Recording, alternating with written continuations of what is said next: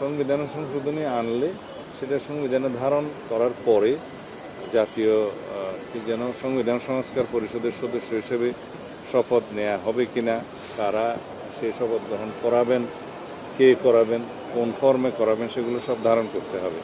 তো সুতরাং এগুলো একটা দীর্ঘ প্রক্রিয়া, আলাপ আলোচনার বিষয়। আর ইতিমধ্যে আমি জানতে পেরেছি আজকে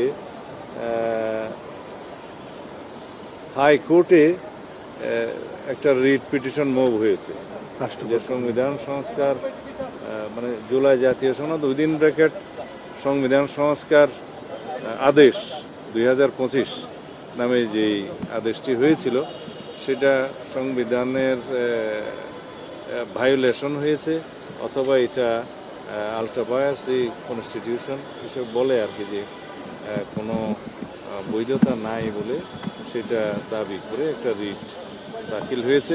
সেটা শুনানিও হয়েছে মনে হয় ইতিমধ্যে, আজকে হওয়ার কথা।